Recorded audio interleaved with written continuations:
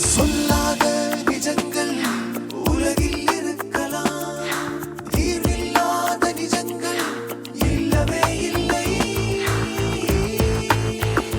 நிஜம் வெளியே வரும் நிஜங்கள். வணக்கம். நிஜங்கள் இது தீர்வுகளுக்கான களம். வாழ்க்கையில ஜெயிக்கணும்னா உழைச்சிட்டு தான் இருக்கணும். ஆனா சூழ்நிலை சாதகமாக அமையல, என் உடல்நிலை சரியில்லைன்னா காரணம் காட்டி என் கணவர் என் கிட்டிலிருந்து பல வருடங்களாக பிரிஞ்சு வாழ்ந்துட்டு இருக்காரு. 2 வளர்ந்த குழந்தைங்களை வச்சுட்டு நான் தனியா திண்டாடிட்டு இருக்கேன்னா அப்படின்னு சொல்லி ஒரு பெண் நம்ம கிட்ட வந்திருக்கா. என்ன சொல்றான்னா கேட்போம். குடும்பத்தில் ஒருவனாக கணவன் இருக்க வேண்டும் என ஆசைப்படுகிறாள் மனைவி. ஆனால் கணவனோ தனக்கு தனிமை வேண்டும் என கூறி 5 வருடங்களாக பிரிந்து வாழ்கிறான். தங்கையின் வாழ்க்கையை சரி செய்ய முயற்சிக்கிறார்கள் அண்ணன்கள். இவர்கள் இருவரும் இணைய வாய்ப்பு இருக்கிறதா? என் பேர் அரசகுமார். நான் தூத்துக்குடிலேருந்து வந்திருக்கேன். யாருடைய வற்பும் இல்லாமல் வந்திருக்கேன். நான் பேசுறதெல்லாம் நிஜம். அரசகுமார், உங்களுக்கு கல்யாணம் எப்போ ஆச்சு? எனக்கு 15 வருஷம் ஆச்சு. 15 வருஷம் ஆச்சு. 15 வருஷத்துல 2 பசங்க. 2 பசங்க, அம்மா, ஒரு பையன் ஒரு பொண்ணு. ஒரு பையன் ஒரு பொண்ணு. பையன் என்ன வயசாகுது? பையன் 15 வயசு ஆகும். 15 வயசாகுது. மூளை வளர்ச்சி கொஞ்சம் கம்மியா இருக்கு. பொண்ணு நல்ல படிப்பா. நல்ல படிப்பா. பொண்ணுக்கு என்ன வயசாகுது? பொண்ணுக்கு 10, 11, 12 வயசு ஆகும். 7ஆம் கிளாஸ் படிக்கிறான்னு நினைக்கிறேன். 7ஆம் கிளாஸ் படிக்கிறா? கன்ஃபார்ம்டா தெரியும் இல்லை நினைக்கிறீங்களா? 7ஆம் கிளாஸ் தான் படிக்கிறேன். 7ஆம் கிளாஸ் படிக்கிறா. சரி. வீட்டில் பார்த்து கல்யாணம் இது? வீட்டில் பார்த்து பண்ணது. சரி. உங்க வீட்டில் யார் யார் இருக்காங்க? முதல் அப்பா அம்மா எல்லாம் இருந்தாங்க. கல்யாணம் பண்ற நேரத்துல எல்லாரும் இருந்தாங்க. அப்பா அம்மா தம்பி தங்கச்சி எல்லாம் இருந்தாங்க. சரி. இப்போ யாரும் அப்பா அம்மா தவறிட்டாங்க? இல்லை, இருக்காங்க, எல்லாம் இருக்காங்க. நான் போறதில்லை. நீங்க அங்க போறது இல்லை? ஏன்? இல்லை, கால் எடுத்து பிறகு நான் போறதில்லை, யார்ட்டையும் போறதில்லை. இல்ல, கால ஒரு பிரச்சனை வந்தது எடுத்துட்டாங்க, அதுக்காக அப்பா அம்மா கிட்ட ஏன் போறது இல்லை? அவங்களையே பாக்குறது இல்லை? இல்லை, அவங்களும் யாரும் அவங்க எல்லாம் நல்லா இருக்காங்க, பார்க்கல, யாரும் பார்க்கல. அவங்க வந்து பார்க்கல? ஆமா. குடும்பத்துல பிரச்சனையா? இல்லை, முதல்ல நல்லா இருந்தோம், இப்போ கொஞ்சம் இதாக இருக்கும். போறதில்லை, போகல. உங்க மனசுல என்ன தோணுது உங்களுக்கு? கால் எடுத்ததுனால யாருமே என்கிட்ட பேசல தோணுதா? கஷ்டப்படாது, இது போகக்கூடாது, அவ்வளோதான். ஆரம்பத்துல இருந்து மனைவி கூட நல்லா வாழ்ந்தீங்களா? இருந்தோம், நல்லா இருந்தது. என்ன பிசினஸ் பார்த்துட்டு இருந்தீங்க? ஸ்கிராப் வேறு தான் பார்த்தேன். ஸ்கிராப் பாட்டில் நடத்தி ஸ்கிராப் பாட்டு வேலையெல்லாம் எடுத்து பார்த்துட்டு இருந்தீங்க. சரிங்க. அப்போது பசங்க பிறக்கும் போது எல்லாமே பொருளாதார ரீதியாக நல்லா இருந்ததா? வியாபாரம் நல்லா இருந்துச்சு. அதுக்கப்புறம் பிரச்சனை இங்கே வந்தது. பிரச்சனை இதுதான், ஒரு 6-7 வருஷமாக தான் ரொம்ப பிரச்சனை ஆகிப்போச்சு. இந்த ஒரு ஆணி குத்தி சப்டி ஆகி தான் அந்த கால் எடுத்தது. சரி. அதுலேருந்து பிரச்சனை தான். அது பிறகு ஆணி குத்தி சுகர் ப்ராப்ளம் இருக்கா? கேன்சர்.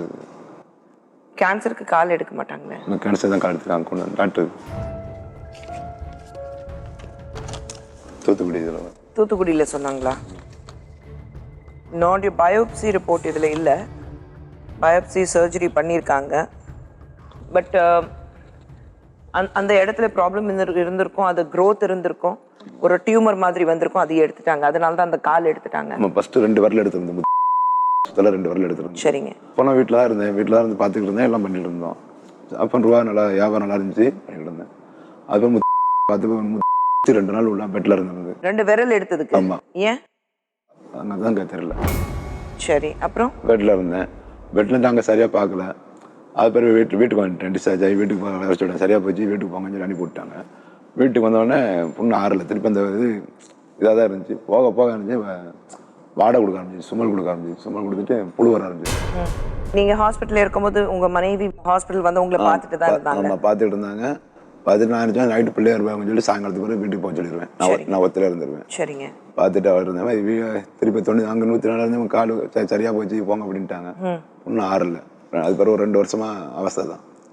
ஒன்றும் ஆறல, வியாபாரம் பண்ண முடியல, நம்மளால நடக்க முடியல. ஓகே. வலி இருந்தது? வலி சரியான வலி இருந்துச்சு. அதனால தான் உங்களால வியாபாரம் பண்ண முடியல. 2வது நீர் சலம் வந்துகிட்டே இருந்துச்சு. சரி. வாடகை சுமல் கொடுக்க ஆரம்பிச்சு, புழு வர ஆரம்பிச்சிருச்சு.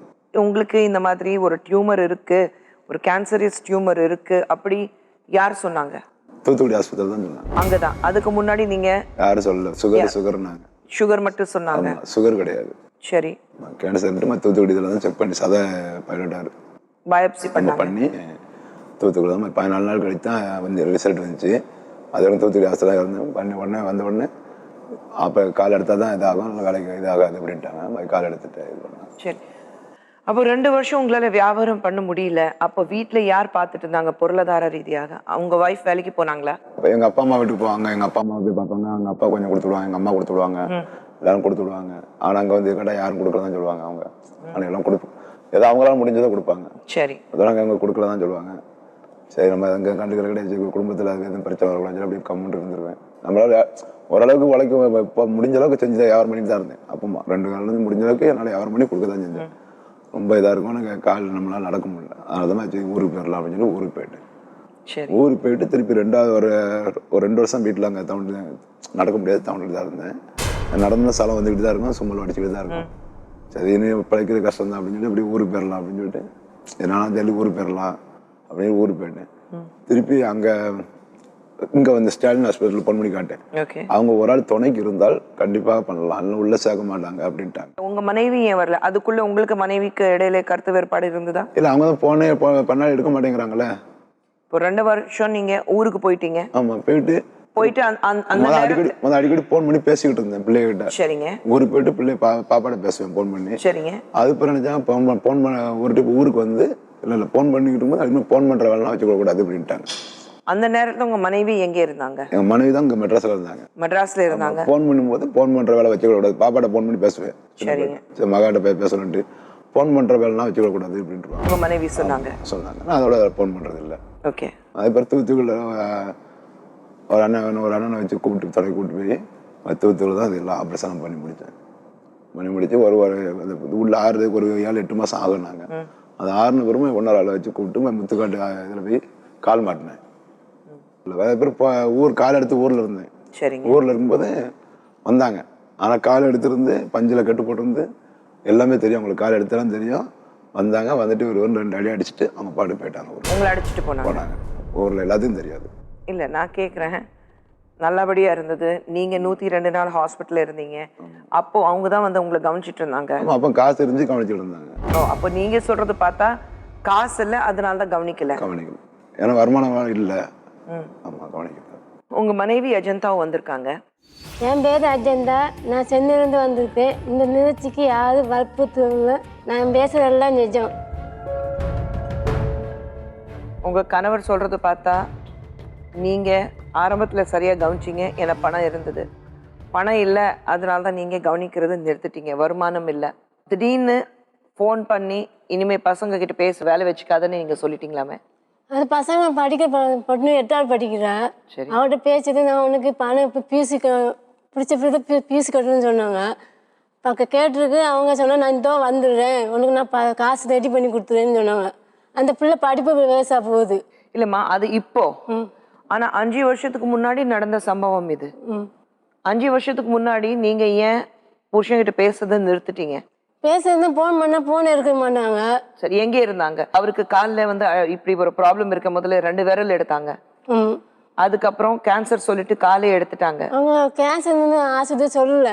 சரி, ஆஸ்பத்திரி 300 நாள் வச்சு நான் தான் பார்த்துட்டு இருந்தேன். சரி, அவங்க அம்மா 1 நாள் வச்சுன்னு தான் பார்த்தாங்க. அவங்க தங்கச்சி 1 நாள் வச்சுட்டு வந்தேன். எங்க அண்ணெல்லாம் வந்து பார்த்து தான் அவங்க நாங்கள் குழம்பு எடுத்து விட்டோம். சரி, வச்சு அந்த ஒரு தாய் செயின் விற்று தான் அவங்க நாங்கள் பார்த்துட்டு இருந்தோம். அது இருக்கிற தண்ணியும் காசு செலவு பண்ண தண்ணி இருந்தாங்க. அது செலவு பண்ணணுன்னா வீட்டு விட்டு வெளியே போயிட்டாங்க. இல்லைம்மா, அவர் வீட்டு விட்டு எங்கே போனாங்க? போனோன்னா இந்த அவங்க தங்கச்சி வீடு அங்கே அந்த பக்கமாக சுற்றிட்டு இருந்தாங்க. இந்த கோலம் மெட்ராஸுக்குள்ளே தான் சுற்றிட்டு இருந்தாங்க. சரிங்க. அப்படி போன உடனே நீங்கள் கணவர்கிட்ட பேசுறது நிறுத்திட்டீங்களா? பேசுறதுல ஃபோன் பண்ணால் ஃபோன் எடுக்க மாட்டேங்காங்க. சரி, அவங்க அம்மா அப்பா தங்கச்சிக்கெல்லாம் அவங்களுக்கெல்லாம் பேசுனாங்க என்கிட்ட பேசுறது கிடையாது. சரி, அது ஏன் உங்ககிட்ட பேசுறது இல்லை? ஒரு நாளாவது உங்க கணவர்கிட்ட கேட்டிருக்கீங்களா? பாயத்தோட போய் தான் சொல்லுவாங்க மேடம். உங்க கணவர்? ஆமா. எப்படி போய் சொல்றாங்க? வந்தேன்னா இங்கேருந்து ஒரு 10,000 வரும், அங்கேருந்து ஒரு 10,000 வந்துட்டு எனக்கு 25 பொண்ணு நகை போட்டு தான் எனக்கு கல்யாணம் பண்ணி கொடுத்தாங்க. சரி, கல்யாணம் பண்ணி எல்லா நகையும் நான் கல்யாணம் ஒன்று கழட்டி கொடுத்ததுதான்.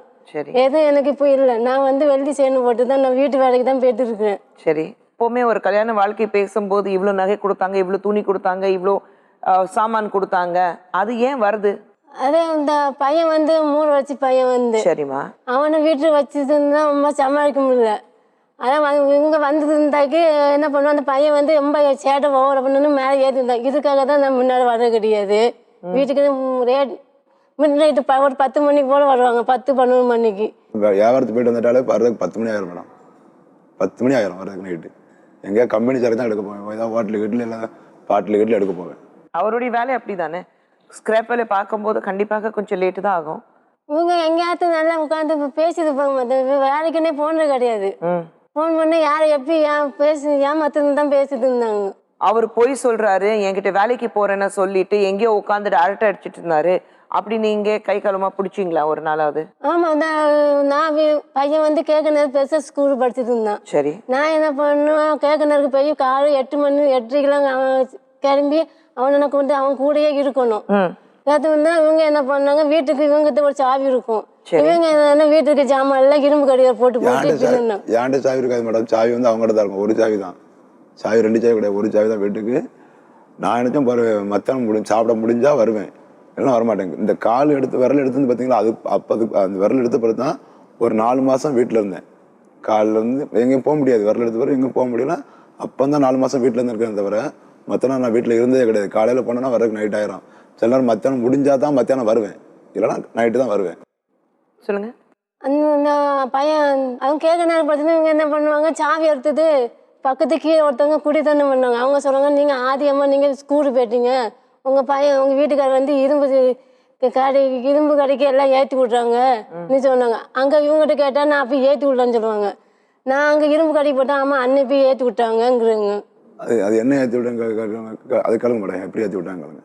வண்டி அவங்க தயசக்க தூக்கி வச்சு ஏற்றி விட்றாரு மேடம். அப்படி வீட்டில் என்ன எறும்பு சாமான் வச்சிருந்தீங்க எடுத்துட்டு போறதுக்கு? இந்த புத்தக ஜாமான்லாம் விளக்கு ஜாமான்லாம் எனக்கு கொடுத்துருந்தாங்க, அதெல்லாம் அவங்க எடுத்துட்டு போய் விட்டுருது. அது ஒரு சரி. எவ்வளோ கொண்டு வந்தீங்க? உண்மையில எனக்கு பொங்கலுக்கு கொடுத்தாங்க, இந்த கல்யாணத்துக்கு விளக்கு ஜாமான்லாம் கொடுத்தாங்க. கணவன் மனைவி பிரிஞ்சிங்களா? பிரிஞ்சதே கிடையாது. இவங்க வந்து சரியா சாப்பாடு போட்டு கிடையாது, என்ன நல்லா கவனிக்க முடியாது. காசு கையில் கொடுத்தாதான் பாதி முக்கால்வாசி கொடுப்பாங்க, முக்கால்வாசி கொடுக்க மாட்டாங்க. இந்த அக்கா வந்து என்ன பண்ண மளிகை ஜாமான்லாம் அவங்க வந்து கொடுத்து விட்டுவாங்க. நான் இருக்கிறதா நம்ம ஆக்கிப்பட மாட்டோம். ஒரு ஆரம்ப காலத்துல வியாபாரம் நல்லா தானே போயிட்டு இருந்தது. காலில் அடிபட்டதுக்கு அப்புறம் தானே வியாபாரம் வந்து சரியா கவனிக்க முடியல அவரால். அப்படி வேற ஏதாவது பழக்கம், குடி பழக்கமோ இல்ல வேற பொம்பளோட தொடர்பு அப்படி ஏதாவது இருந்திருக்கா அவருக்கு? அவங்க குடிப்பாங்க மேடம். ஒரு நாள் குடிச்சது வந்து வீட்டுக்குள்ள அதான் சொல்றேன், என்னைக்காவது ஒரு நாள் குடிப்பாரு, டெய்லி குடிக்க மாட்டேங்க. அதான் சொல்றேன், குடிக்காரன் என் புருஷன் குடிக்காரன் அப்படி நீங்க சொல்ல முடியாதுல்ல, அவ்வளவுதான். ஆனா மனைவி நகையெல்லாம் வித்துருக்கீங்களா? நகை வந்து அன்னைக்கு கூட சொல்லுவேன், வியாபாரம் இல்லை மேடம். நான் வந்து வீட்டில் தனியாக வீட்டில் ஒன்றா இருந்துக்கிட்டு இருக்கும்போது நல்லா சந்தோஷமா நல்லா இருந்தேன் மேடம். எல்லாரும் எங்கள் அப்பா அம்மா எல்லாம் தம்பி தங்கச்சாலும் ஒன்றா வியாபாரமும் நல்லா தான். வந்துட்டு இல்லை பிரிச்சு இங்கே கூட்டம் வந்துச்சு. எங்கள் அம்மாட்ட சண்டை, எங்கள் அப்பாட்ட சண்டை, எல்லாரும் சண்டை போட்டு பார்த்தேன். அங்கே பக்கத்து வீட்டில் ஃபுல்லாக அசிங்கம். ஒரு வீடு எடுத்தோம்னா பக்கத்தில் இருக்குன்னு தெரிய, நம்ம வரதும் தெரியக்கூட போகிறதும் தெரியக்கூட இருக்கணும். போகிற இடத்துல ஃபுல்லாக சண்டை. அதுக்கு இது போய் அம்மாட்டையும் சண்டை போட்டோம். அம்மா மனசும் தாங்காது. பார்த்தேன் சரி அம்மா நம்மளால் வேதனை படக்கூடாதுன்னு சொல்லிட்டு அவங்க அண்ணன் வீட்டுக்கிட்ட போய் தூக்கி வச்சுட்டேன் மூலி பக்கத்தில். அஜந்தா, உங்ககிட்ட ஒரு விஷயம் கேட்குறேன். கணவர் வேலைக்கு போக முடியல, உடல்நிலை சரியில்லை, இல்லை வேற ஏதோ பிரச்சனைனால வீட்டில் மிகப்பெரிய பிரச்சனை வரும்போது பெண்கள் நகை நட்டு எல்லாம் எதுக்காக சேர்த்து வைக்கிறோம்? ஒரு ஆத்திர அவசரத்துக்கு தான் மேம் மேடம் இருக்குங்கன்னா, அதுக்காக இதே பொழப்பா வச்சுட்டு இருந்தா எப்படி மேடம்? இன்னைக்கு இந்த நிகழ்ச்சிக்கு எதுக்காக வந்திருக்கீங்க? எனக்கும் என் பசங்களுக்கு ஏதாவது இதுக்கு தான் மேடம். அவர் ஏதாவது பண்ணி கொடுக்கணும், அதுக்கு தானே வந்திருக்கீங்க. அதுதான் சொல்றேன். அப்போ உங்க கணவர் ஏதாவது உங்களுக்கு பண்ணி கொடுக்கணும்னா நம்ம ஃபுல்லா பார்க்கணும், இதுக்கு முன்னாடி எப்படி வாழ்ந்திருக்கீங்க. நீங்க இஷ்டத்துக்கு 5 வருஷமா பிரிஞ்சு வாழ்ந்துட்டோம், 5 வருஷத்துக்கு அப்புறம் இன்னைக்கு என் பையனுக்கு என் பொண்ணுக்கு எங்களுக்கு ஏதாவது பண்ணி கொடுங்க நீங்க வருவீங்க. ஆனா எங்கே தவறுகள் நடந்திருக்கு அது ஃபுல்லா ஆராய்ச்சி பண்ணணும். அப்பதான் ஒரு முடிவுக்கு வர முடியும். கணவன் மனைவிக்கு இடையில எதுக்கு பிரச்சனை வந்தது அது இது வரைக்கும் நமக்கு தெரியல. அஜந்தா, உங்க சார்பாக உங்க அண்ணன் ரமேஷ்குமார், நீங்க உங்க அண்ணி தேசெல்வி. ரமேஷ், உங்ககிட்ட முதல்ல நான் கேட்கிறேன், கல்யாணம் பண்ணும்போது என்ன பார்த்தீங்க உங்க தங்கச்சி கொடுக்கறதுக்கு?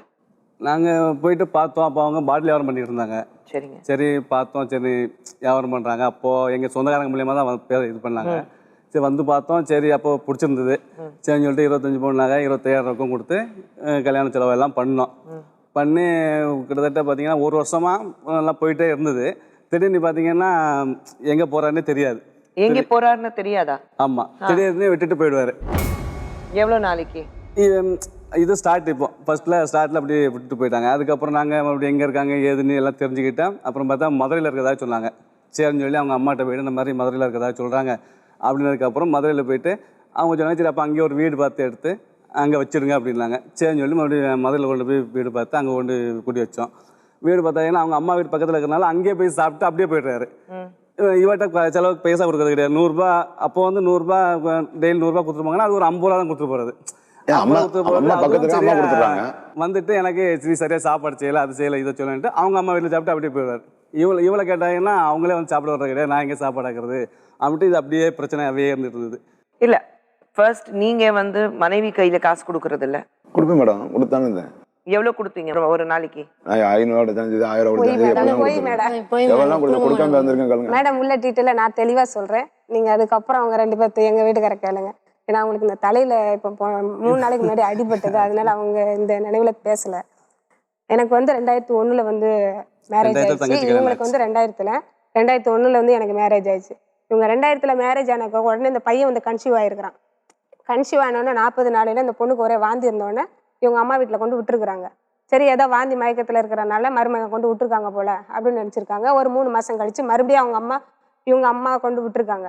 3 மாதம் கழிச்சு மறுபடியும் இந்த மாதிரி வீட்டில் வேலை செய்ய முடியல, இங்கேயே இருக்கட்டும் அப்படின்னா அதோட அவங்க ரெட்டில்ஸ் இருந்தாங்க. ரெட்டில்ஸ் இருக்கும்போது அங்கேயே கொண்டு விட்டுருக்குறாங்க. விட்டுருந்த உடனே அங்கே சரி இனிமேல் 8 மாதம் ஆயிடுச்சு, 9 மாதம் ஆயிடுச்சு, சரி இங்கேயே இருக்கட்டும் அப்படின்னு சரி டெலிவரி பார்த்து அனுப்பலாம் அப்படின்னு நினச்சிருந்துருக்குறாங்க. டெலிவரி ஆகும்போது கூட இவர் வரலையாம். அதாவது 31 நாளில் எனக்கு இவங்களுக்கு நிச்சயம் பண்ணி பூ வச்சாங்க எனக்கு. அப்போ அந்த குழந்தைய தூக்கிட்டு வந்திருந்தாங்க. கல்யாணம் முடிஞ்ச உடனே அவங்க வீட்டுக்கு நானும் போயிருந்துக்கிறேன். அப்போ அங்கே தான் எங்கள் அண்ணி இருக்கிறாங்க. அதுக்கப்புறம் இவங்களுக்கு கல்யாணம் ஆயிடுச்சு, நம்ம இங்கேயே வச்சு பார்க்க முடியுது, அதனால அவங்க வீட்டில் கொண்டு விட்டுறலாம் அப்படின்னு அவங்க அம்மாட்ட கொண்டு விட்டுருக்காங்க.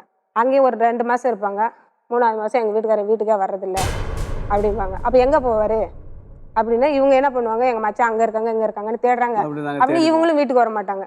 வீட்டுக்கு வரலன்னா அப்போ நாங்கள் வந்து கேள்வி கேட்போம், ஏன் இந்த மாதிரி நீங்கள் வரல அப்படின்னா எங்கள் மச்சான் அங்கே இருக்காரு இங்கே இருக்காரு 3 பேருமே தேடுவோம். எங்கள் அண்ணன் ஒன்று தம்பி ஒன்று, நாங்கள் 3 பேருமே பெரியமா பையன் அவனும் சேர்ந்தே தேடுவோம். நைட்டெல்லாம் தேடிட்டு அங்கேயே படுத்துப்பாங்க. அப்போ நாங்கள் வந்து எங்கள் ஃபேமிலி என்ன ஆகுறது, மதுரைக்கு போனவர் அங்கே இருந்துட்டாரு. உடனே எங்கள் வீட்டுக்கார்ட்ட மச்சான் நான் மதுரையில் இந்த மாதிரி வியாபாரம் பண்ணுறேன், கோணி வியாபாரம் பண்ணுறேன், உங்கள் தங்கச்சி நீங்கள் அங்கே கூப்பிட்டு கொண்டு விட்டுருங்க அப்படின்னு சொல்லியிருக்காங்க. அந்த விவரம் வந்து அது வந்து கடவுளுக்கு தான் தெரியும். அதாவது இந்த மாதிரி நான் வியாபாரம் பண்ணுறேன், உங்கள் மச்சானை என் தங்கச்சியை கூட்டுவான்னொன்னே இவங்க வந்து என்கிட்ட உண்மையே சொல்லலை. இந்த மாதிரி எங்கள் தங்கச்சியை கூட்டிகிட்டு போகிறேன்னு சொல்ல 36வது நாள் என்னை கோயிலுக்கு கூட்டிகிட்டு போயிட்டு என்னை ஆட்டோவில் ஏற்றி விட்றாங்க. எங்கள் அம்மா, எங்கள் அண்ணன், எங்கள் அக்கா 3 பேர் என்னை வீட்டில் கொண்டு விட்றதுக்கு போகிறாங்க. போகும்போது அங்கே இவங்க மதுரைக்கு போன விஷயம் எனக்கு தெரியாது. வீட்டுக்கு போன பிறகு எங்கள் மாமியார் சொல்கிறாங்க, என் பையன் வரல அப்படின்னாங்க. அப்போ உங்கள் நைட்டு வீட்டுக்கு ஏன் வரல, உங்கள் பையன் வரலன்னு கேட்குறேன். இந்த மாதிரி என் பொண்ணை மதுரைக்கு அழைச்சிட்டு போயிருக்கிறாங்க. அப்பதான் உங்களுக்கு தெரிய வந்தது. அப்பதான் இவர் வந்து மதுரைக்கு போறாரு. இவருடைய டீட்டெயிலே எனக்கு அப்பதான் தெளிவா தெரியுது. இவர் டெய்லி இப்படி ஊரை சுத்திட்டு இருப்பாரு போல. இவங்க அண்ணாடி தேடி தேடி போக வேண்டிய வேலை. எங்க மாமனார், இவங்கள அப்பா, இவங்களோட தங்கச்சி குடம்பகத்துல இருக்கிறாங்க. அந்த தங்கச்சி, நான், என்னுடைய சின்ன குழந்தை, இவங்க அப்பா, இவ்வளவு பேரும் மதுரைக்கு பார்க்க போறோம். அப்போ நாங்க வந்து போன், இவர் கையில போன் இருக்கு.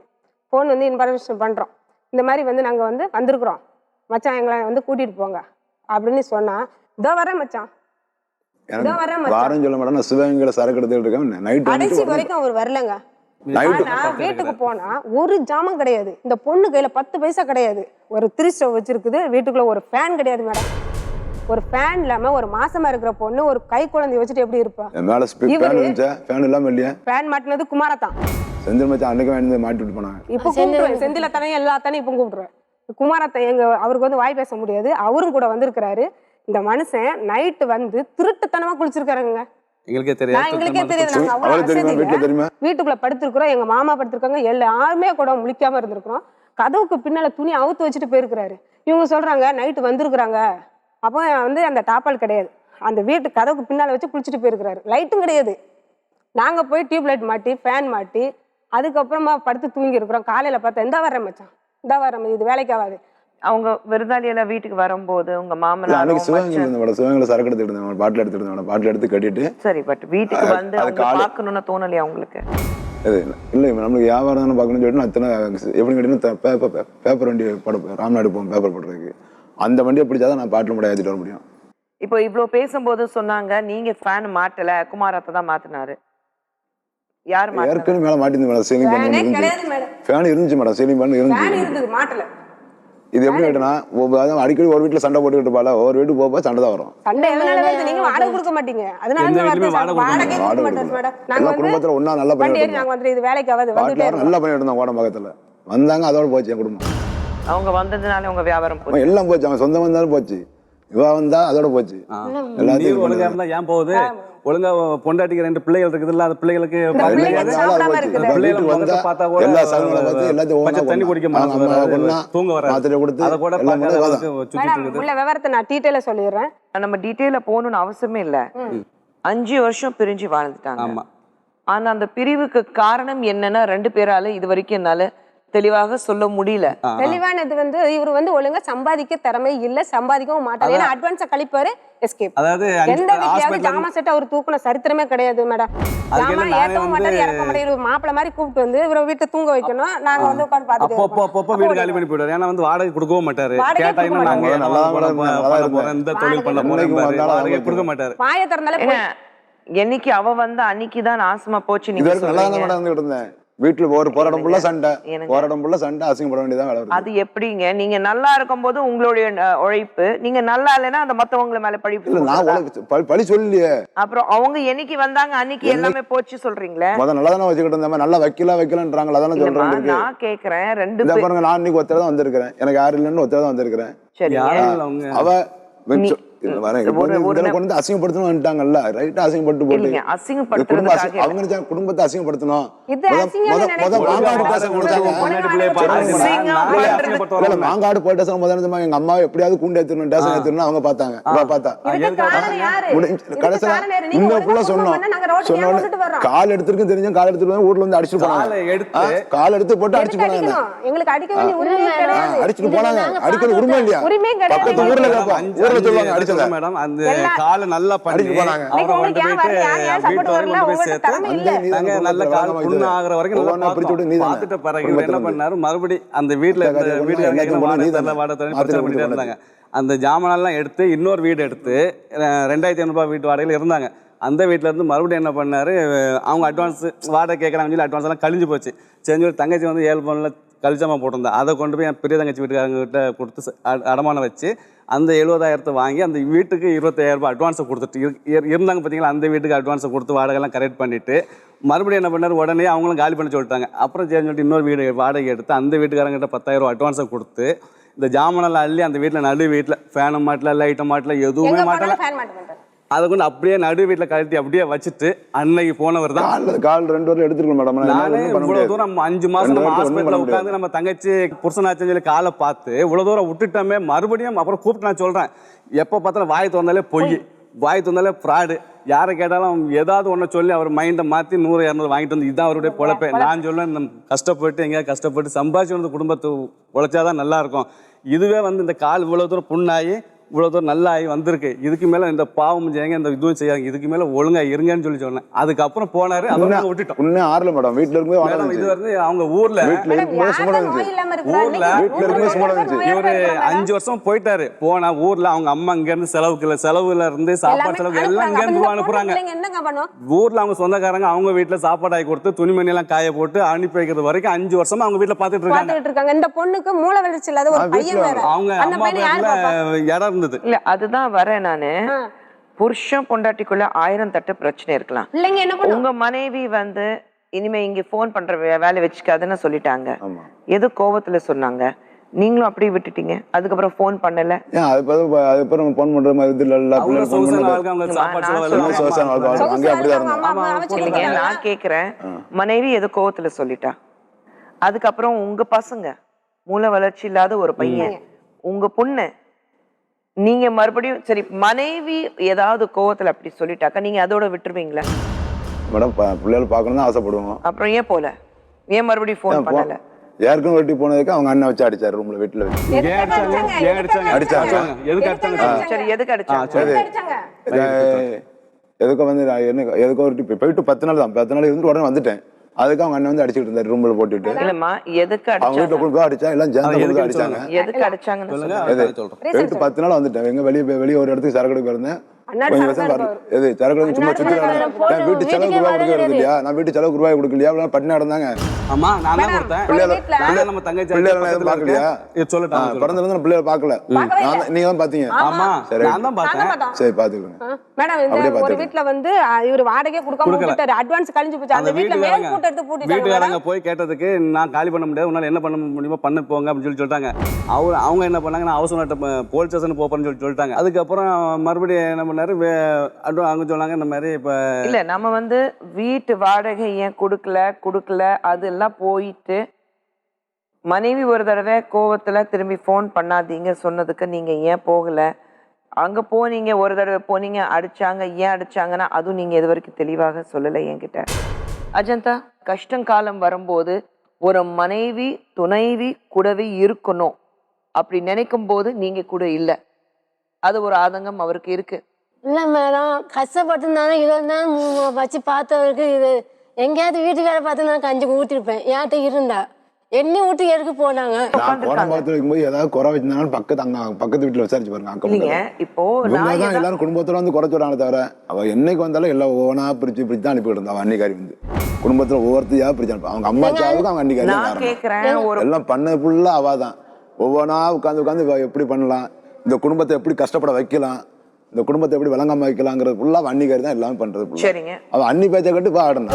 அன்னி பேச்சு கேட்குது. எல்லாம் குடும்பம் போல நடுத்தருக்கு கொண்டு அவன் சந்தோஷமா வச்சுட்டு இப்ப இருக்காரு. குடும்பத்தை என் குடும்பத்தை எங்க அப்பா எல்லாத்தையும் அசிங்கப்படுத்தணுங்கிறதுல அவளோட ஆசை. அவ மாமியார கொண்டு நினைச்சா அவங்க அம்மாவை கொண்டா மாமியார.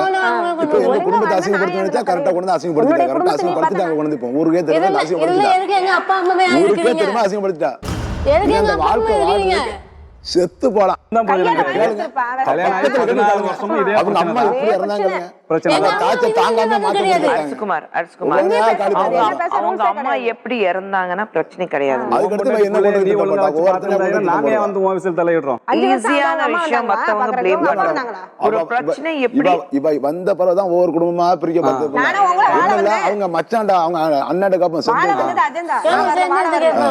ஒரு காய்கறி வச்சா அவரை பிடிச்சி அவரை அனுப்பி விட்டு எல்லாம் பண்றது போல வாதம் குடும்பத்தை. இல்லைங்க, இன்னைக்கு உங்க மனைவி உங்க குழந்தைங்க அவங்க கூட தானே இருக்காங்க. அவங்க கூட எங்க இருக்கிறாங்க? யார் பாத்துட்டு இருக்காங்க? 5 வருஷமா பாத்துட்டு இருக்காங்க, கைவிடலையே. 5 வருஷமா பாத்துட்டு இருக்காங்க. எப்படி மேடம் பாக்குறேன்னு ஆசை வரும். அங்க டேஸ்ல போய் கம்ப்யூட்டர் அசிங்கப்படுத்தாம பார்த்தாங்க. இதுங்க ஃபர்ஸ்ட் ஆஃப் ஆல் நம்ம போன வருஷம் ஊருக்கு வந்தா பார்த்தாலும் முந்தின வருஷம் ஊருக்கு வந்தா என்ன பிரச்சனை, நம்ம எங்க இருந்து பிரச்சனை எப்படி நான் வீட்டு 2 வருஷம் நீங்க ஊர்ல போய் இருப்பாங்க. நான் 2 பிள்ளை வச்சு நான் கஷ்டப்பட்டு யாரை நம்பி பிள்ளை பெத்தா? அப்படியே இருக்கட்டு. யாரை நம்பி பிள்ளை பெத்தது? என் புருஷனை நம்பி ஏன் 5 வருஷம் ஆகுது. அவங்க அம்மா வந்து பார்த்தாங்களா, அவங்க தங்கச்சி வந்து பார்த்தாங்களா, அவங்க அம்மா வந்து பார்த்தாங்களா, யாராவது வாங்கிட்டு வாங்கலாம் சொன்னாங்க. எல்லாம் நான் தான் காரணம். என்ன நம்பி பிள்ளை பெத்தது? உங்க குடும்பத்தை பார்த்துட்டு ஒரு வீட்ல வாடகைக்கு இருந்தது மேடம்.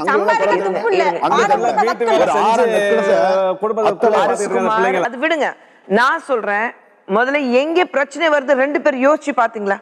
நீங்க சொல்றீங்க அவங்க அண்ணி பண்றாங்க, அவங்க அண்ணன் பண்றாங்கன்னா நம்ம என்ன தப்பு பண்ணிட்டோம், அது என்னைக்காவது ஒரு நாள் அதை சிந்திச்சு பாத்திருக்கீங்களா? என்னோட சூழ்நிலை இப்படி ஆகி போச்சு. இல்லைங்க, உங்க சூழ்நிலை இன்னைக்கு எப்படி இருக்கு?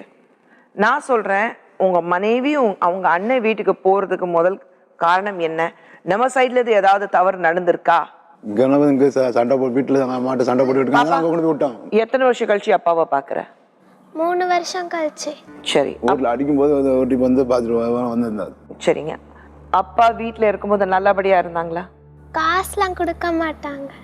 அப்பா உங்களை நல்லபடியா பாத்துட்டாங்களா? ஃபீஸ்லாம் கொடுக்க மாட்டாங்க. அப்பா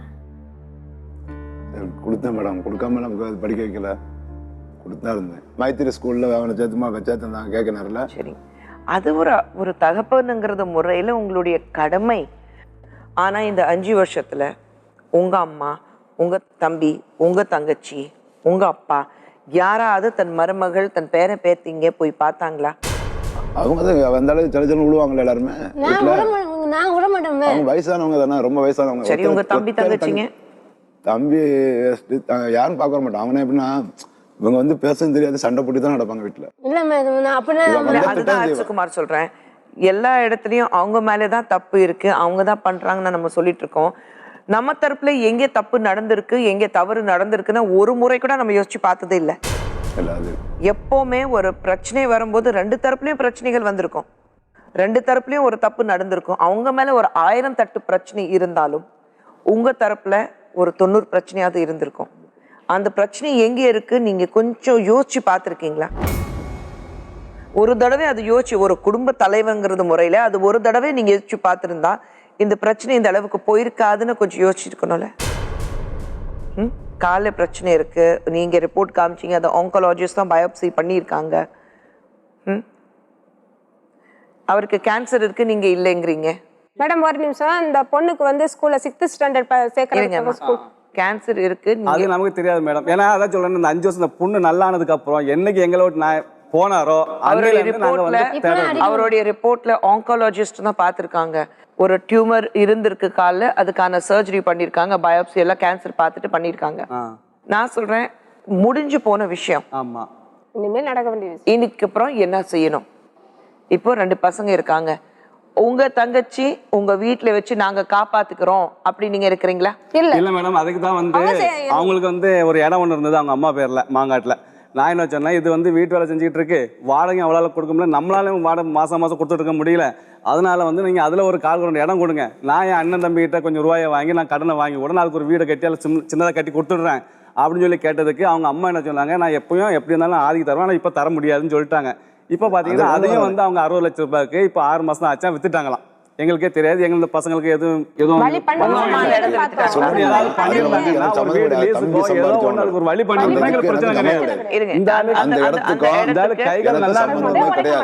அந்த இடம் யாருது? அந்த இடம் தம்பிக்கு. அதுல இதுக்கு கேஸ் ஒரு எல்லோட கிடையாது. சரி அஜந்தா, எல்லாமே விட்டுடுங்க. வாழ்நாள் பூரா உங்க அண்ணா நீ உங்களை உட்கார வச்சுட்டு சோறு போட போறது இல்ல, சரிங்களா? நீங்க என்ன முடிவுல இருக்கீங்க? ஒரு பெண் குழந்தை பையன், ஓகே, அதுவும் சொல்லும்போது ஒரு ஸ்பெஷல் சைல்டு நம்ம சொல்றோம். அப்படி இருக்கும்போது உங்க வாழ்க்கை எது திசை நோக்கி போகணும்னு நீங்க நினைக்கிறீங்க? எனக்கு நல்ல படிக்கிறதுக்கு நான் ஏதாவது ஒரு செட்டில்மெண்ட், இந்த பையனுக்கு நான் இது நல்ல இது பண்ணணும். எப்படி நீங்க நினைக்கிறீங்க அது செய்யணும்? நல்லா ஏதாவது ஒரு நல்ல இது இந்த பையனுக்கு. எப்படி நான் கேக்குறேன், நல்லதுன்னா யாரு பண்ணணும் கேக்குறேன்.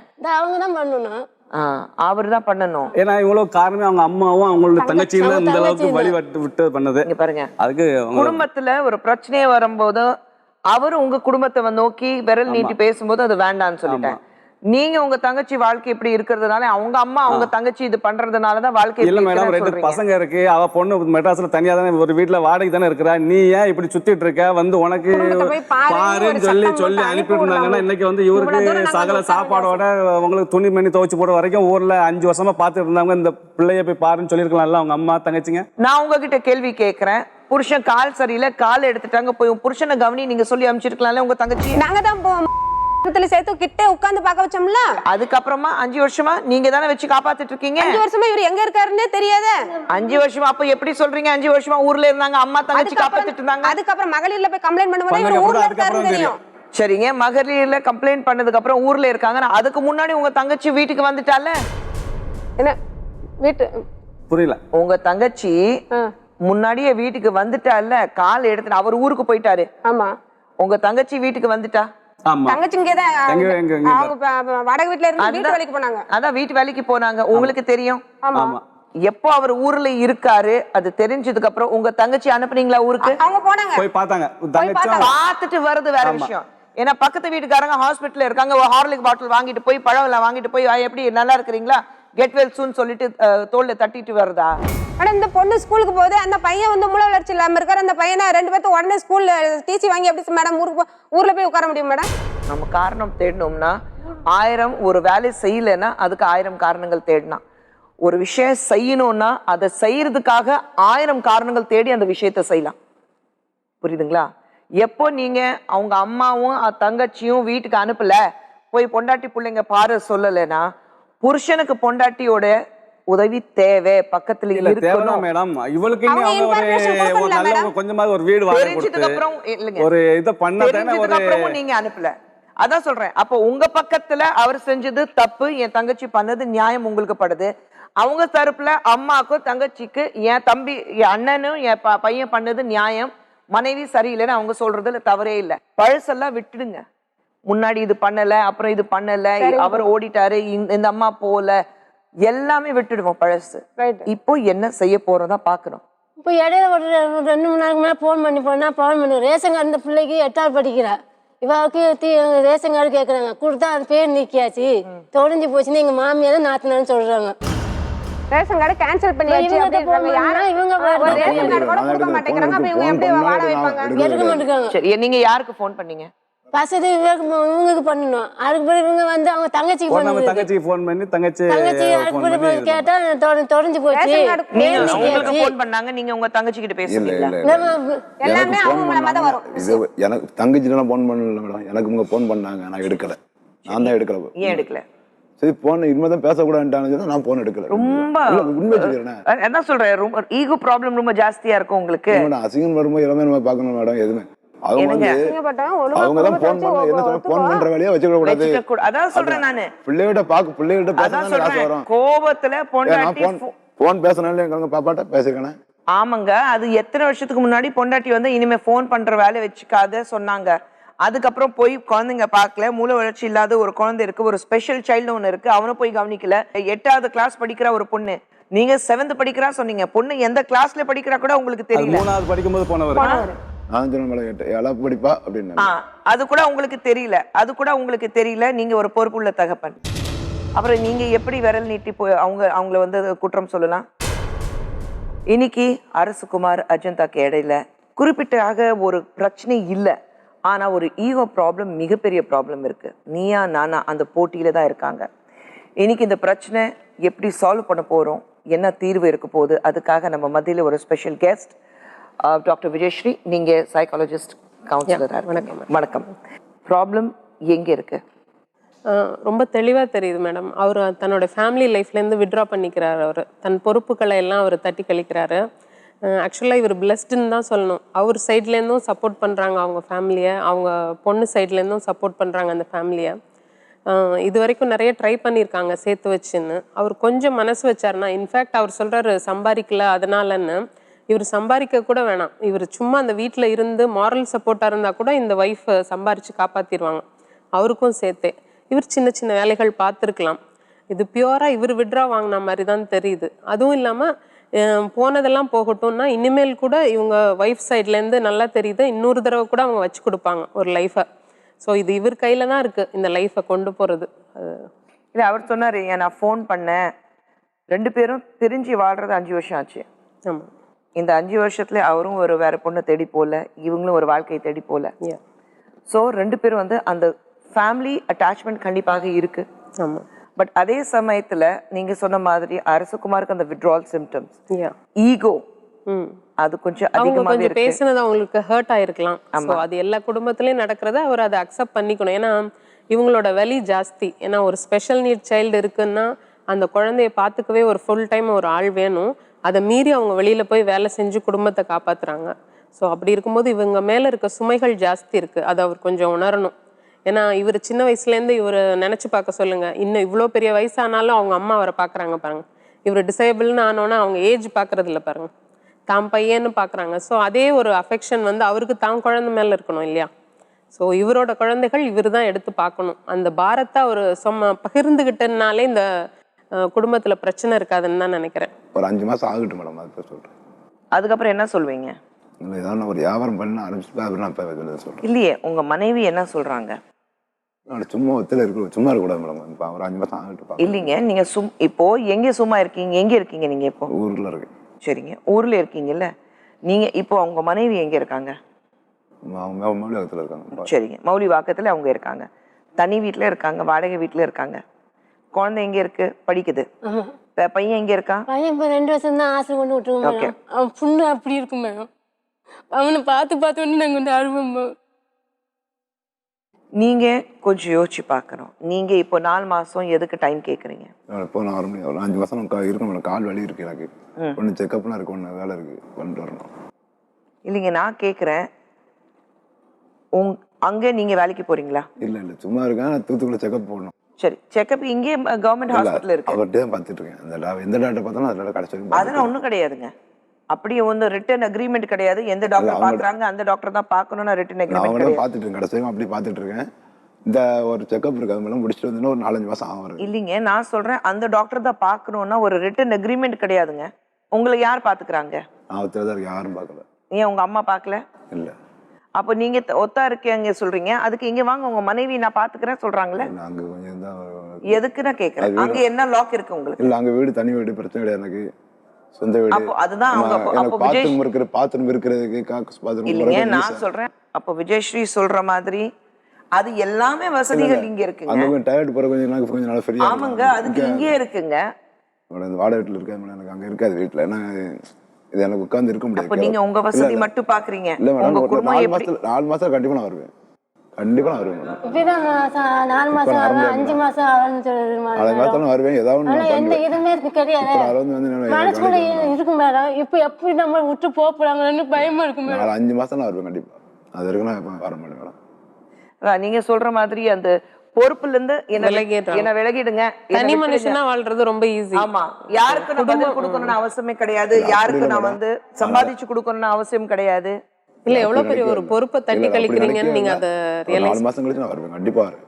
எதை வச்சுட்டு நம்பிக்கை வைக்கணும் உங்க மேல? 5 வருஷம் நீங்க பாக்கல, எதை வச்சு நம்பிக்கை வைக்கணும்? இந்த காலெல்லாம் கொஞ்சம் ஸ்பெயின் வலியெல்லாம் எல்லா பேரும் நான் வந்து கண்டிப்பா வருவேன் மேடம். இப்போ வலி கொஞ்சம் குறைஞ்சிருக்கு, இன்னும் கொஞ்சம் குறைஞ்சோன்னு வருவேன். என்னது வலி பயங்கரமா இருக்குது இதில் ஸ்பெயின். ரைட்டுங்க, வலி இருக்கு. அப்போ அங்கே இருந்தாலும் பார்க்க மாட்டாங்க மேடம், வேலைக்காக மேடம். அதுதான் சொல்றேன். ஒரு 4 மாசம் கழிச்சு எனக்கு கொஞ்சம் நல்ல வலி போறேன், நான் பார்க்குறேன். நானே பார்த்துருக்கேன். சரி, 4 மாசம் கழிச்சு வலி குறையில அப்புறம் என்ன பண்ணுவீங்க? வந்துடுவேன். வலி பரவாயில்ல மேடம், கொஞ்சம் ஓரளவுக்கு குறைஞ்சுதான் இருக்கு. அதுதான் சொல்றேன், உங்களுக்கு பாத்துக்கிறதுக்கு அங்க யாருமே இல்லை மேடம். கொஞ்சம் உங்க மனைவி இங்க இருக்கா, பசங்க இங்க இருக்காங்க. தனிமையில வாழ்றதை விட என்ன கஷ்டம் இருந்தாலும் பசங்க கூட இருக்கும்போது, பசங்களை கூட இருந்துட்டு அவங்களுடைய சிரிச்சு விளையாடுற போது மனைவி அவங்க என்ன சொல்றாங்க, நீங்க இருந்தா நானே வேலைக்கு போய் அவங்கள பாத்துக்கிறேன்னு சொன்னாங்க. அதுக்கு நான் சொல்றது, அங்க எனக்கு எல்லாம் இருக்கு, வசதி இருக்காது மேடம். அதுதான் சொல்றேன், வேற கிடையாது. என்ன வசதி? 4 மாசம் கழிச்சு எல்லாம் கொஞ்சம் வலி கொஞ்சம் குறைஞ்சிரும் எனக்கு. அதுக்கப்புறம் வந்து இருக்கு. நீங்க வலினா அங்கேயும் வீட்டுல தான் இருக்க போறீங்க, இங்கேயும் வீட்டுல தான் இருக்க போறீங்க. அங்க இருக்கிறது வலியும் இங்க இருக்கும்போது அந்த வலி தான் இருக்க போகுது. அங்கேயும் சும்மா தான் இருக்கீங்க, இங்கேயும் சும்மா தான் இருக்க போறீங்க. யாருமே போய் அந்த வலி வச்சுட்டு வேலைக்கு போங்கன்னா யாருமே சொல்லல உங்ககிட்ட. அவங்க சொல்லுவாங்க மேடம், ஏன்னா அந்த அளவுக்கு மனசு புண்படுத்துவாங்க. அங்க போனா புண்படுத்துவாங்க கண்டிப்பா. என்கிட்ட வந்து பேசி புண்படுத்துவாங்க. கண்டிப்பா புண்படுத்துவாங்க மேடம். ஏற்கனவே பட்டிருக்கேன் நான். அதான் சொல்றேன், நீங்க வார்த்தைகள் பேசிருக்கீங்க, விட்டுட்டு போயிருக்கீங்க, அவங்க மனசு புண்பட்டு இருக்கு. நீங்க அவங்க நிலைமை நினைச்சு பாருங்க. 2 பிள்ளைங்க தனியா அவங்க வந்து வளர்த்துட்டு இருக்காங்க. இன்னொரு 4 மாசம் நான் கொஞ்சம் இருந்துட்டு வந்துடுறேன் மேடம். இருந்துட்டு வந்தா தான் கொஞ்சம் கால் ஃப்ரீயானா நான் கண்டிப்பா வருவேன் மேடம். அதுக்கான பிள்ளைகளை விட மாட்டேன் மேடம். பிள்ளைகளுக்காக கண்டிப்பா நான் வரதான் செய்வேன். பிள்ளைங்களை விட மாட்டேன்னா இது அவங்க தானே மேடம் போன் பண்ணக்கூடாது. நான் போன் பண்ணல. உங்க அம்மா உங்களை வந்து ஏதாவது நீங்க சேட்டைகள் பண்ணும்போது ஏதாவது உங்களை சனியனை போய் தொலைண்டா அப்படி என்னைக்காவது உங்க அம்மா உங்களை திட்டினதே கிடையாதா? அது எப்படி திட்டம், அம்மா திட்டமா சரிதான் போகும். அப்புறம் நீங்க பெத்த பிள்ளைங்க தானே. அதான் வாரம் தான் மேடம் சொல்றேன். அப்புறம் எங்க நீங்க கவனிக்கவே இல்லை இது வரைக்கும்? கவனிக்கல நீங்க அரசு. கொஞ்சம் யோசிச்சு பாருங்க. சரி, உங்க பொண்டாட்டி எப்படி சொல்லிட்டாங்க, அதுக்கு மாசம் மாசம் பசங்களுக்கு ஏதாவது அமைச்சிட்டு இருக்கீங்களா? வேலைக்கு போல, ரைட்? அவங்க பார்த்துட்டு இருக்காங்கல்ல, அவங்க பார்த்துட்டு இருக்காங்கல்ல. அப்புறம் நீங்க என்ன பண்ணீங்க? அப்புறம் உங்க அம்மா திட்டினா பரவாயில்ல, ஆனா கூட நீங்க கட்டின பொண்டாட்டி ஏதாவது சொல்லிட்டா இனிமே போன் பண்ணாதீங்க சொன்னட்டா அதுதான் பெரிய வைராகியம் பிடிச்சிட்டு உட்காருவீங்க. அவங்க தான் பேச வேண்டாம் சொன்னாங்களே, அவங்க தான் பேச வேண்டாம் சொன்னாங்களே. இதுதான் ஒரு சாக்கு வச்சுட்டு நம்மளுடைய பொறுப்புல இருந்து நான் விலகி நிக்கிறேன்ப்பா, ஏன்னா அவங்க தான் சொல்லிட்டாங்க இனிமே பேசாதீங்க. இவ்வளவு நாள் அங்க இத்தனை வருஷமா அங்க ஊர்ல வந்தாங்க. வருஷம் 2 கிலோமீட்டர் தானே. ஏன் கால் எடுத்து வந்து பாக்க வரல? ஏங்க இல்ல, வருஷம் வராங்க, கோயில் விசேஷத்துக்கு வராங்கல்ல. வீட்டுலதான் இருக்கிறேன், வீட்டுலதான் இருக்கிறேன். கால் எடுத்துட்டு நல்லா தெரியும், வீட்டுலதான் கிடக்குறேன். உங்க அண்ணன் யாரு கேசவன் அண்ணன் வந்து பாக்க வராரு, எல்லாத்தையும் தெரியும். எப்படி தெரியாம இருக்கும்? என்னன்னு தெரிஞ்சு வீட்டுக்கு தெரியாதோ? ஒரு பாலம் தானே வீடு. அந்த பாலம் சொல்லிக்கிட்ட மாட்டாங்க, இல்ல மெட்ராஸுக்கு வந்துட்டாங்க சொன்னாங்க. ஆயுத பூஜை டைம்ல இவங்க அந்த டைம்ல வர்றாங்க, விசேஷ டைம்ல வர்றாங்க, எல்லாம் வந்து கேட்பாங்கன்னு இவரு எஸ்கேப் ஆயிட்டாரு. இப்ப வந்து இங்க மெட்ராஸ்ல இருந்தது எனக்கு இப்போ 4 நாளா தான் தெரியுது. ஆச்சை பார்க்கணும்னு சொல்லிட்டு போய் ஒரு நாளைக்கு பார்க்க போயிருக்கான், கூட்டு போன இடத்துல கொஞ்ச நேரத்துல கூட்டு போன உடனே இந்த அவங்க பையனுக்குள்ள அறிவு கூட கிடையாது மேடம். அவங்களுக்கு பையனுக்குள்ள பாசம் கிடையாது. பையன் ஆனா நல்லா பண்ணா நல்லா இருப்பான். கூட்டிட்டு ஏன் அடிச்சாங்கன்னு கேட்டீங்களா மேடம்? வாடகை கொடுக்காத போயிட்டாரு. மாப்பிள்ளை மாதிரி வந்திருக்காரு. வீட்டுக்காரங்க காலி பண்ணுங்க இல்லாட்டி ஜாமான் அள்ளி போலீஸ் ஸ்டேஷன்ல கொடுத்து ஒப்படைச்சிருங்க. அதுக்கப்புறம் நாங்க வீடு எடுத்து ஒரு மாசம் அட்வான்ஸ் கொடுத்து அதுக்கப்புறம் எங்க அண்ணன் தம்பிங்க எல்லாம் கூட்டிட்டு வந்து வீடு பாக்காச்சாச்சு, ஜாமான் அள்ளி கொண்டு போட்டாச்சுன்னு சொல்லி கொண்டதுக்கு அப்புறம் அவர் வந்தார். அதுக்கப்புறம் தான் மறுபடியும் நம்ம வெளியே லாக் பண்ணிட்டு எங்க அண்ணன் வந்தான். எங்க அண்ணன் வந்து நல்லா ஏன் இப்படி இந்த மாதிரி கொண்டு பிள்ளை குடும்பத்தை விட்டு ஏன் போறேன்னு அடிச்சதுக்கு அப்புறம் அதுக்கப்புறம் 4 வருஷம் ஒழுங்கா இருந்தாரு. 2 வருஷம் ஒழுங்கா இருந்தாரு. 2வது வருஷம் தான் அந்த கால் ஒரு மாதிரி ஆன உடனே எஸ்கேப் ஆயிட்டாரு. இதுக்கு மேல நம்ம இங்க இருக்க முடியாது. ஒவ்வொரு வாட்டி நான் வீடு பார்த்து வைக்கணும், வச்சனும் ஜாமான் எல்லாம் எடுத்துக்கொண்டு வைக்கணும், மறுபடியும் வருவாரு. எனக்கு வேலை இல்ல, நான் என் பிள்ளைய பார்த்து கடையை பார்த்து இவங்க ஃபுல்லா ஜாமான் செட் அள்ளி வைக்கணுமா? விஜயஸ்ரீ, அரசுக்கு ஃபைனலி என்ன சொல்ல விரும்புறீங்க? இந்த பையனை பொறுத்த வரைக்கும் அவங்க அந்த பையனுக்கு மாற்றுத்திறனாளி ஐடி கார்டு இருக்கான்னு கேளுங்க. இருக்கு. அதுல கவர்மெண்ட் ஃபெசிலிட்டிலாம் இருக்கும், கொஞ்சம் ஃபைனான்ஸ் வைஸ் அவங்களுக்கு கரெக்டா இருக்கும். சரி. ஸோ மற்றபடி இவரோட மனசு வச்சு தான் குடும்பம் நல்லபடியா. நீங்க இது ஒரு குடும்பம், புருஷன் பொண்டாட்டி 2 பேரும் 50-50 சுகம் துக்கம் எல்லாத்தையும் ஷேர் பண்ணி தான் ஆகணும். ஒன்றும் இல்லை அரசு, அவங்க நாளைக்கு சட்ட ரீதியாக போனாங்கன்னா நீங்க ஒன்றும் பண்ண முடியாது. சட்ட ரீதியாக போனாங்கன்னா நீங்க மாசம் கோர்ட்லேருந்து முடிவு பண்ணுவாங்க. நீங்க உங்க மனைவிக்கு 2 பசங்களுக்கு, அதுவும் ஒரு குழந்தை மாற்றுத்திறனாளி, அந்த குழந்தைக்கு படிப்புலேருந்து மாத்திரை மருந்துலேருந்து எல்லா செலவு 3 பேருக்கும் நீங்க கொடுத்தே ஆகணும். நீங்க முடிவு பண்ணிக்கிங்க உங்க பொறுப்பு என்ன இருக்கு, நீங்க எடுத்துக்கிறீங்களா இல்லை உங்க மனைவி சட்ட ரீதியாக போனோன்னா அதுக்கும் அவங்க தயாரா இருக்கும். 4 மாசம் ஆகிட்டு இல்லைன்னா அவங்க எப்படி போறாங்க போட்டு அதுக்கு நான் 4 மாசம் தானே ஆகும் வர்றதுக்கு. நான் காலையில் சமையல் வரணும். அஜந்தா, 4 மாசம் டைம் கொடுக்கறது தயாரா இருக்கீங்களா? 5 வருஷம் முடிஞ்சு போச்சு. எப்படி மேடம் எதை வச்சு நான் டைம் கொடுக்குறது? இத்தனை வருஷமா நான் டைம் கொடுத்துட்டேன். அதுதான் சொல்றேன், 5 வருஷம் முடிஞ்சு போச்சு. 4 மாசம் 4 மாசத்துக்கு அப்புறம் அவர் வரல, இதுதான் என்னுடைய குடும்பம், இதுதான் என்னுடைய பொறுப்பு, அவர் ஏத்துக்கலைன்னா நீங்க சட்ட ரீதியாக போலாம். 4 மாசம் டைம் கொடுக்குறீங்களா? 4 மாசம் இப்படி போயிடும். நீங்க தான் கஷ்டப்படுறீங்க தெரியுது நல்லா. ஆமா மேடம். இப்பவும் எனக்கு உடம்பு முடியல.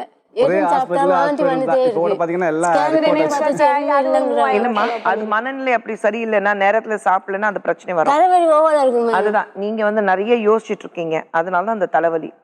நான் சொல்றேன், உங்க பசங்க உங்க கூட இருக்காங்க, மிகப்பெரிய பிளஸ் உங்களுக்கு. அவர் தான் தனி மனிதனாக வாழ்ந்துட்டு இருக்காரு. பேசுறதுக்கும் துக்கங்கள் பகிர்ந்து கொள்றதுக்கும் சந்தோஷம் பகிர்ந்து கொள்றதுக்கும் யாருமே கிடையாது. ஓகே, தனிமரமா வாழ்ந்துட்டு இருக்காரு. உங்களுக்கு உங்க 2 பசங்க இருக்காங்க.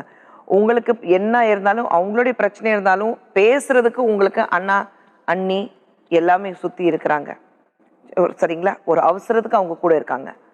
ஆனா 4 மாசம் அவருக்கு டைம் கொடுக்குறீங்களா? 4 மாசத்துக்கு அப்புறம் வரலன்னா இதுதான் என்னோட பொறுப்பு, அவர் ஏத்துக்கலைன்னா நீங்க சட்ட ரீதியாக போலாம். சரி மேடம், அதே 4 மாசம் கழிச்சு மறுபடியும் நாங்க இங்கே வரோம், நீங்களே எங்களுக்கு அதை பண்ணி கொடுத்துடுங்களேன். எப்படி இல்ல சட்ட ரீதியாக பண்றது, நம்ம செலவு பண்றது உங்களுக்கு இது செலவு கிடையாது. மறுபடியும் 4 மாசம் கழிச்சு வரமாட்டாரு, குடும்பத்தோட வரமாட்டாரு. அதுதான் சொல்றேன், கண்டிப்பா 4 மாசம் டைம் கொடுத்து பாருங்க. 4 மாசத்துக்கு அப்புறம் அது எப்படி போகணும்னு அந்த நேரத்துல பாத்துக்கலாம். சரி சரி. அரசு உங்க கையில தான் இருக்கு. 4 மாசத்துக்கு அப்புறம் நீங்க மனைவி குழந்தைங்க, ஏன்னா நீங்க உங்களுடைய பொறுப்புல இருந்து கை கழுவிட்டு போக முடியாது. கண்டிப்பா கண்டிப்பா. மே மாசம் வரைக்கும் உங்களுக்கு டைம் இருக்கு. 4 மாசம் 4 மாசத்துக்கு அப்புறம் நீங்க உங்க மனைவி உங்க குழந்தைங்களோட சேர்ந்து வாழணும். அந்த பொறுப்புல இருந்து நீங்க மறுபடியும் பெண் வாங்கணும் அப்படி நினைச்சீங்கன்னா உங்களால முடியாது. சட்ட ரீதியாக போனா அது உங்களுக்கு தான் ரொம்ப கஷ்டம். சரிங்களா? உங்க மனைவி கிட்ட நீங்க தான் உறுதியா சொல்லணும், 4 மாசம் கழிச்சு வரேன். ஏற்கனவே மகளிர்ல போயிட்டு இருக்க போவோம் அதுதான் சொன்னாங்க, ஒரு 2 மாசம் கழிச்சு வரேன். இதுக்கப்புறம் 2 வருஷம் அதுக்கப்புறம் இன்னைக்கு தான் பார்க்கணும். சொல்லுங்க, உங்க மனைவி கிட்ட சொல்லுங்க. என்கிட்ட சொல்லி பிரயோஜனம் இல்லைங்க, உங்க மனைவி கிட்ட சொல்லுங்க. அதே 4 மாசம் பிள்ளைகளுக்காக தான் வரேன். அது என்கிட்ட சொல்லாதீங்க, உங்க மனைவி பார்த்து சொல்லுங்க. வருவேன், பிள்ளைகளுக்காக வருவேன் மேடம், வருவேன், பிள்ளைகளுக்கு கண்டிப்பா வருவேன். ஆனா வீட்டுல சாப்பிட மாட்டேன், நான் பாட்டுக்கு இருப்பேன், போவேன், சாப்பிடுவேன், வெளியே சாப்பிடுவேன். கண்டிப்பா வருவேன், என் பிள்ளைகளுக்காக கண்டிப்பா வருவேன். ஆனா வீட்டுல வருவேன், செலவுக்கு ரூபா கொடுத்துருவேன், நான் வருவேன் கண்டிப்பா. நீங்க மனைவி கிட்ட பேசக்கூடாது, நான் என் பிள்ளைகளுக்காக தான் வருவேன். அதுதான், நீங்க பிள்ளைங்களுக்காக தான் வரணும். கணவன் மனைவி அந்த உறவை விட்டுடுங்க. கணவன் மனைவி கிடையாது, அண்ணா அப்பா அம்மா, அந்த பெற்றோர்கள்ங்கிறத முறையிலே நீங்க 2 பேரும் சேர்ந்து அந்த 2 பசங்க வளர்க்கணும். நான் கணவன் மனைவிங்கிற சொல்லவே இல்லை. புரியுதுங்களா? மனைவி அப்புறம் முதல்ல அந்த குழந்தைங்களுடைய பொறுப்பு நீங்க ஏத்துக்கணும். ஒரு தகப்பனுங்கிறத முறையில அந்த பொறுப்பு நீங்க ஏத்துக்கணும். பிள்ளைகளுக்காக கண்டிப்பா வருவேன் madam. I think that's the best thing. Yeah கண்டிப்பா மேடம். அவருக்கான டைமும் நம்ம கொடுக்கணும் இல்லையா? அதான் 4 மாசம் டைம் கேட்குறாரு. 4 மாசம் டைம் கொடுப்போம். மே வரைக்கும் டைம் கொடுத்துருக்கோம் அவருக்கு. சரியாம்மா? மே மாசத்துக்கு அப்புறம் அவர் வரலைன்னா அப்புறம் சட்ட ரீதியாக நீங்க போகலாம். சட்ட ரீதியாக எப்படி போகணும் நாங்க உதவி பண்ணுவோம் உங்களுக்கு. சரிங்களா? சில நேரத்துல நம்ம கோபத்துல சொல்ற வார்த்தைகள் ஆழ மனசுல போய் பதிஞ்சிருக்கோம். அதுல இருந்து வெளியிலே வர முடியாது. மனைவி இனிமே ஃபோன் பண்ணி பேசணும்னு அவசியமே கிடையாது சொல்லிட்டாங்களா? அதே ஒரு புலிவால் பிடிச்ச மாதிரி உட்காந்துட்டு இருக்காரு அரசகுமார். அவளுடைய பிரச்சனைகள் கால் எடுத்துட்டாங்க, மருத்துவ ரீதியாக ரொம்ப கஷ்டத்துல இருக்காரு. அந்த நேரத்துல பக்கத்துல இருந்தும் என் மனைவி வரல, அந்த வருத்தம் அவதும் நியாயமானது. ஆனா நடுவில் 2 பசங்க இருக்காங்க, அதுவும் ஒரு குழந்தை மாற்றுத்திறனாளி இருக்கும்போது தந்தைங்கிறது முறையில அரசகுமார் அந்த பொறுப்புகள் ஏத்துதான் ஆகணும். கணவன் மனைவி பிரிஞ்சு வாழலாம், தாய் தந்தை பிரிஞ்சு வாழ முடியாது. பசங்க வளரும் போது அப்பா அம்மா கூட இருக்கும்போது அந்த அட்மாஸ்பியர் வேற மாதிரி இருக்கும். கண்டிப்பாக அவங்க 2 பேருக்கும் தாய் தந்தை 2 பேரும் தேவை. அரசகுமார் மே மாசத்துலேருந்து குடும்பத்தை கவனிக்கிறேன்னு சொல்லியிருக்காரு. அதுக்காக 4 மாசம் டைம் அவருக்கு கொடுத்துருக்கோம். இன்னொரு நிஜத்துடன் மீண்டும் சந்திப்போம். நிஜங்கள் இது தீர்வுகளுக்கான களம்.